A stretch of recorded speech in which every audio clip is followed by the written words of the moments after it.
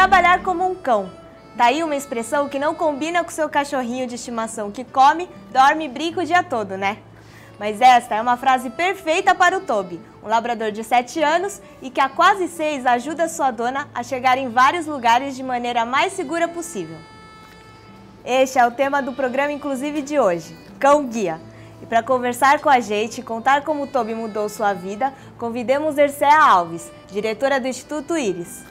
Oi, Ercéa, tudo bom? Tudo bem, e você? Tudo bom. Vamos começar, né, então, falando um pouco sobre a sua história. Você é CHD de nascença? Não, eu tive uma doença que se chama Stargardt. É uma doença degenerativa da retina e ao longo dos anos a nossa retina vai se degenerando e nós vamos tendo a perda visual. E como o Toby entrou na sua vida? Então, na minha fase de reabilitação, né, quando a perda ficou bem acentuada e que caminhar já estava se tornando uma coisa de risco, né? Porque eu já não tinha a visão periférica de anos atrás, que acaba sendo responsável, né, pela caminhada. E então eu tive mesmo que me reabilitar e a minha opção foi ter um cão-guia. Foi daí que eu me inscrevi, né? Me inscrevi no Instituto Íris, de onde eu consegui o Toby, e aguardei durante 4 anos, eu aguardei a chegada do Toby. Então passei por esse processo todo, né, de espera, e a partir de então, quando eu fui uma das contempladas, né, com o cão-guia, eu fui para o treinamento para aprender e ganhei o Toby. E desde quando existe o Instituto Íris? O Instituto Íris existe desde 2002. E é uma entidade sem fins lucrativos? Sim, é uma entidade sem fins lucrativos. Nós trabalhamos, né, com a inclusão da pessoa com deficiência visual através do cão-guia. Hoje nós temos mais de 500 mil pessoas cegas no Brasil, né? Sim. Por que não é comum ter cão-guia aqui? Então, nós não temos, né, faltam recursos, na verdade, para isso. Não existe patrocínios, né? O Instituto Íris, ele sobrevive de patrocínios, de doações, de parcerias, para que a gente consiga entregar esses cães. Falta, né, uma política pública, verba mesmo, ajuda do governo, para que a gente consiga entregar mais cães. Então, são realmente cerca de 100 cães no Brasil todo, né, para esse tanto de pessoas que poderiam ter um cão, né? E como é que funciona o treinamento desses cães guias? Qualquer raça pode ser cão guia? Não, existem algumas raças, né? São várias, porém aqui no Brasil você vai encontrar mais os Golden Retriever, o Labrador, mas existe o Pastor Alemão, o Poodle Gigante e inúmeras raças que poderiam ser. O labrador, até por ele ser um cachorro meigo, né, um cachorro que as pessoas não costumam ter medo. Então isso facilita muito, porque nós andamos de ônibus, de metrô, em lugares lotados, vamos para shopping, enfim, com muitas pessoas, e ele já tem essa carinha, né, toda meiga, e as pessoas acabam gostando, mas não é exclusivo do labrador ser cão-guia, não.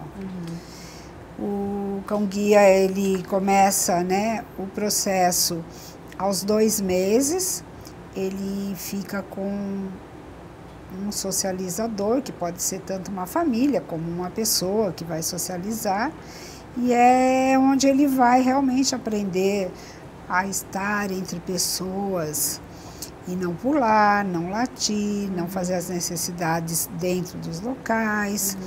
É bem o que o nome diz, né? Socialização. Ele passa com essa pessoa durante 1 ano.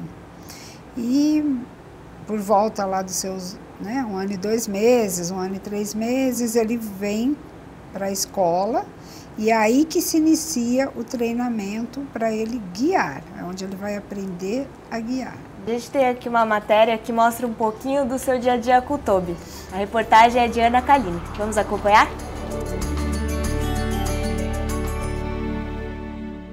Já dizia Milan Kundera, os cães são o nosso elo com o paraíso. Eles não conhecem a maldade, a inveja ou o descontentamento. Sentar-se com um cão ao pé de uma colina numa linda tarde é voltar ao Éden, onde ficar sem fazer nada não era tédio, era paz. Muitos cães mudam a vida de muita gente. Esse labrador tem 7 anos de idade e há 5 começou a fazer parte da vida de Erceia, uma deficiente visual que hoje tem um companheiro e um cuidador.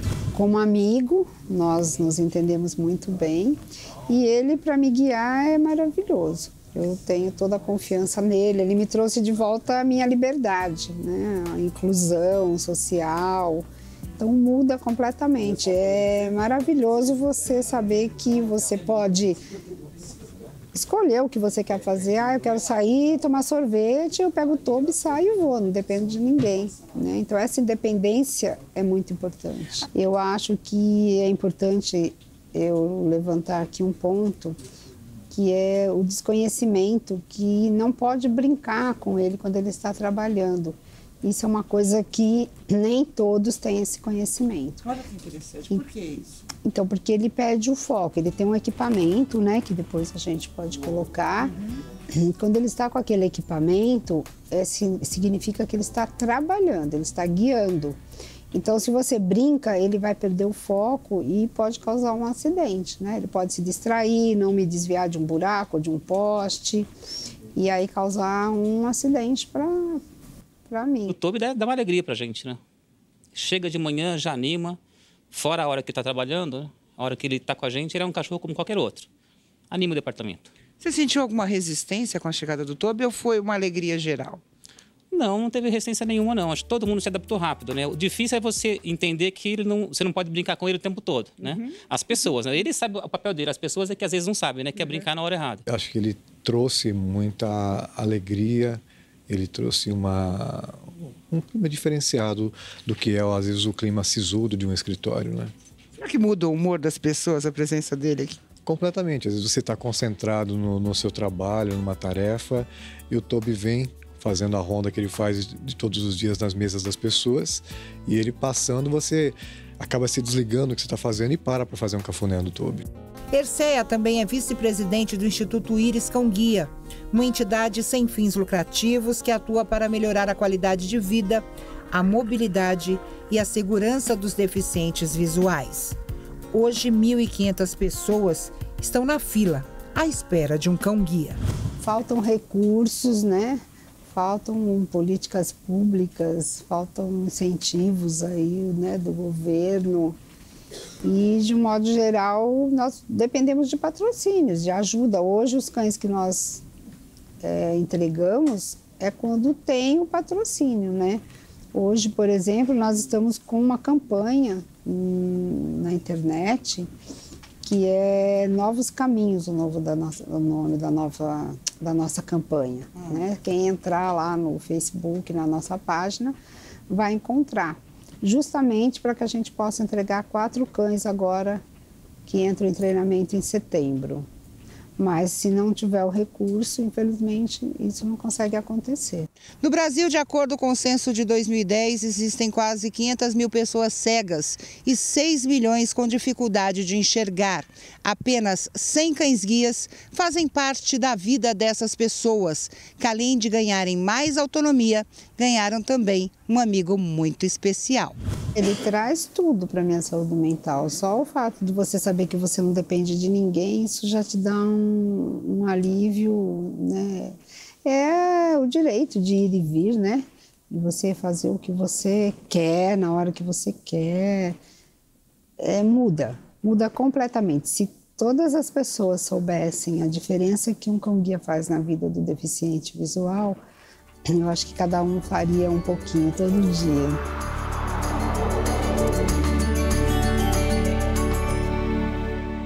Voltando ainda falando do cão-guia, Ele pode ser macho ou fêmea ou tem uma preferência? Não, tanto faz. Pode ser tanto macho como fêmea. Eu tenho alguns amigos que têm cão-guia e os comandos que eles fazem é tudo em inglês. Por que não é em português? Então, certamente são cães que foram treinados na escola americana, como o Toby. Ele também foi treinado nos Estados Unidos. Ele é um cão americano, socializou lá e treinou lá. Né? Algumas pessoas, às vezes, acabam mudando e com o tempo esses comandos até podem ser em português. Mas a maioria mantém os comandos, né? E no Brasil não existe esse treinamento? Sim, o Instituto Íris, ele já está treinando, né? Está iniciando aqui o treinamento de cães guia. E ainda é lento, até por conta mesmo da falta de recursos, né? Como eu tinha te falado. Então, isso acaba sendo um processo lento e, em paralelo, quando nós conseguimos ter o recurso, então a gente vai levando também pessoas, porque lá a escola americana já tem um volume de cães pronto, bem, né, muito superior a nós. E como é que funciona? Se o Toby toma decisões por você?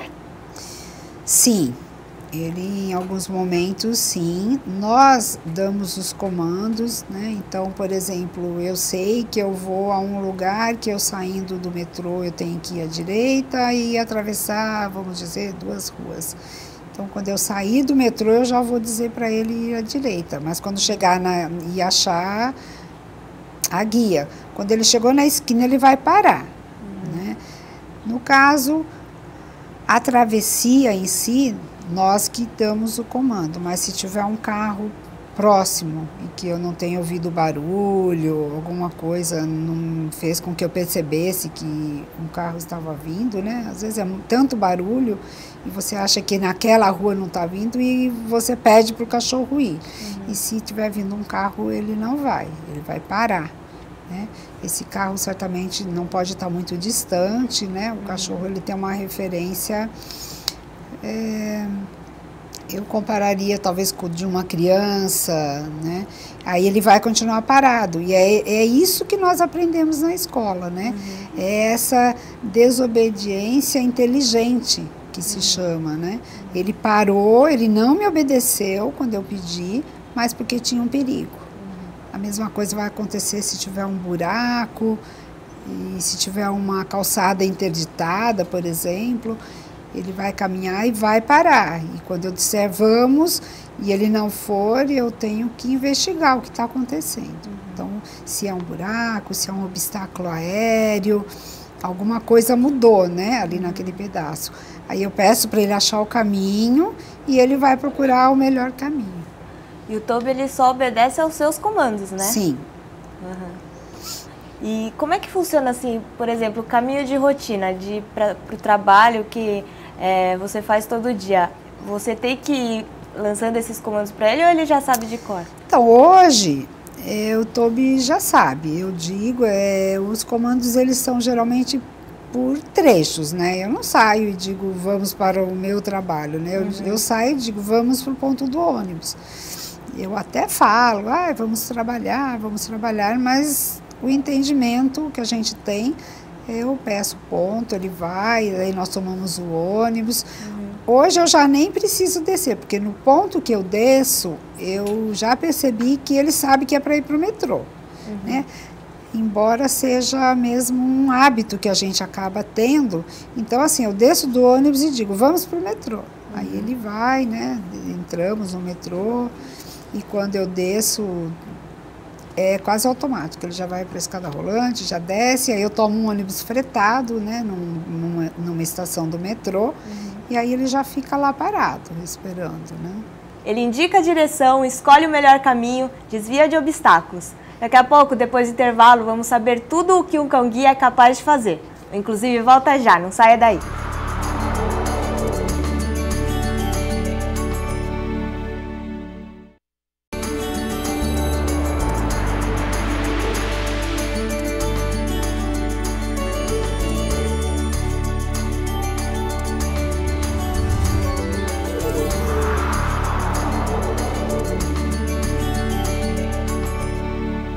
Estamos de volta com o programa Inclusive e o tema de hoje é cão-guia. A gente estava falando um pouquinho, né, de como as pessoas lidam, né, com cão-guia. Como é que elas têm que lidar, uma pessoa que nunca viu? Então, Julie, sempre que a pessoa encontrar um cão-guia, já vai identificar por esse equipamento que ele tem, que ele usa, né? Então, esse equipamento já indica que ele está trabalhando. Então, sempre um cachorro com isso não pode brincar com ele. Então, muitas pessoas falam, mas ele morde se eu brincar. Não, ele perde o foco. Né? E ele perdendo o foco, ele nos coloca em situações perigosas, né? Em risco. Ele é treinado para não perder o foco, mas pense, né? Alguém muito eufórico, muito alegre e brinca com o cachorro, ele vai olhar, não tenha dúvida. E se de repente, bem naquele momento, tem um buraco, tem um obstáculo aéreo, então nós podemos se machucar, né? Então, algumas pessoas não sabem e acabam brincando, né? Eu mesma já passei por situações de estar para entrar no metrô, que é uma situação delicada, tem o vão, né, da plataforma e o trem, e é um momento que eu tenho que estar muito atenta também no passo dele para eu acompanhar, ele não enfiar o pé no buraco, né? E aí a pessoa brinca com ele e tira a atenção dele, né? O Toby, ele vai bem, ele é bem sério no que ele faz, mas é bem importante que as pessoas tomem esse cuidado, né? E pessoas que têm cachorro, elas também têm algum cuidado especial? Isso também é bem importante, né? Às vezes tem alguns cães que ficam brincando pela rua, pela calçada, é um fator também que distrai o cachorro. Às vezes o cachorro que está lá brincando, ele quer vir brincar com o nosso e quer cheirar o cachorro, e aí só o fato dele virar para não querer a brincadeira, né? Ele também já perdeu o foco. Então, é bem importante as pessoas segurarem os cães delas quando vê que está vindo, né, um cão-guia, e também nos avisar, porque às vezes a gente percebe que o cachorro está acelerando o passo e não sabemos por quê. Nem sempre o cachorro está latindo, né? Então, fica difícil para a gente, porque aí se a gente sabe que já é um cachorro, a gente já fica atento também para pedir para o nosso, né, corrigir e pedir para ele ir em frente, não se distrair. É bem interessante que as pessoas tomem esse cuidado. E quando você tira a guia, o Toby é brincalhão? Ele é. Quando tira a guia, né, ele já abana o rabo, ele já sabe que não está trabalhando, já relaxa, adora ganhar carinho. E como é que funciona? Porque é um trabalho, né? Ele tem aposentadoria? Sim. Os cães-guia, eles trabalham cerca de 10 anos. Tudo varia de cão para cão, é como gente, né? Então, tem pessoas que com uma certa idade ainda está aí toda, né, com toda a vitalidade, mas em média eles trabalham 10 anos. Aí ele se aposenta e ele passa a ser um cão de estimação, né? Um pet, pode continuar com o seu dono. A única observação, né, que a gente costuma fazer é que esse cachorro não fique sozinho, porque ele passou uma vida entre muitas pessoas, indo para os lugares com você e até mesmo na companhia do próprio dono, né? Eles ficam 24 horas com a gente.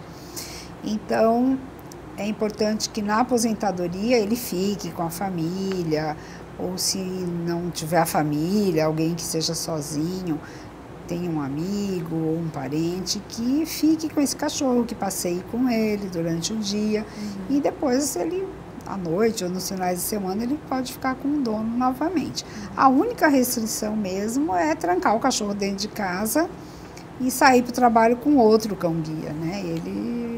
Eu acho que ele morreria de depressão, né? Então, e como é que funciona? Assim, depois que ele se aposenta, você recebe outro cão-guia?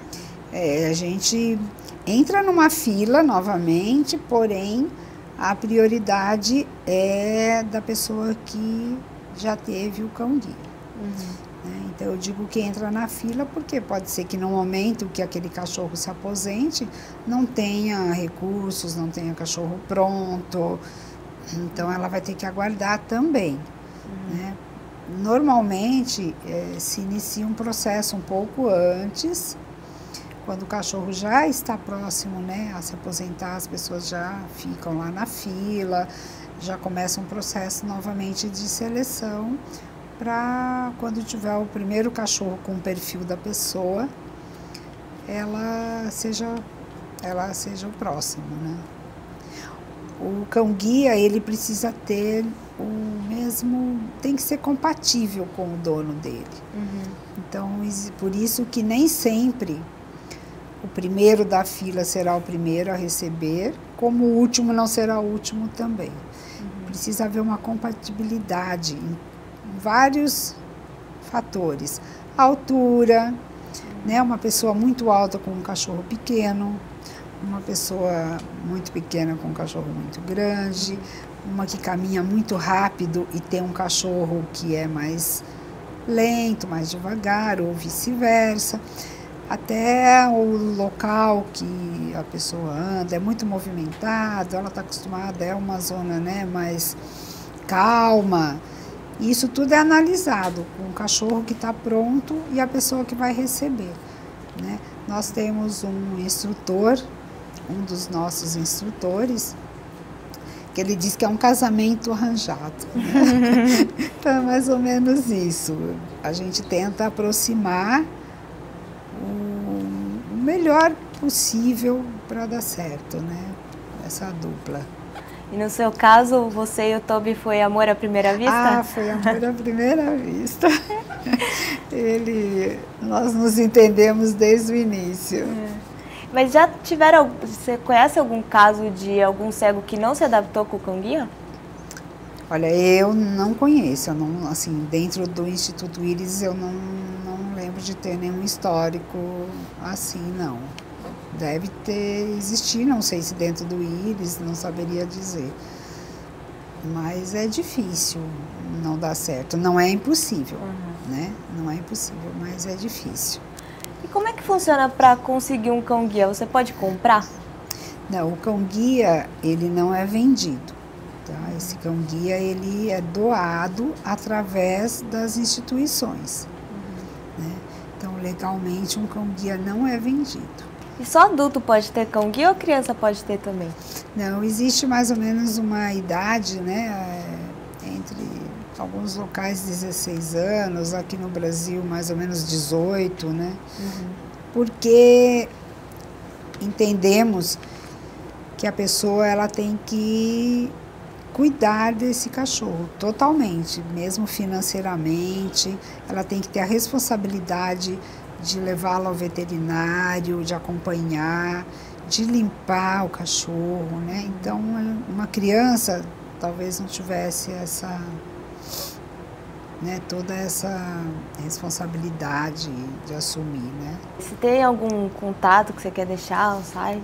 Sim, eu que agradeço também, meu nome, em nome do Instituto Íris, né? Nós temos uma fanpage, Íris Cão Guia, né?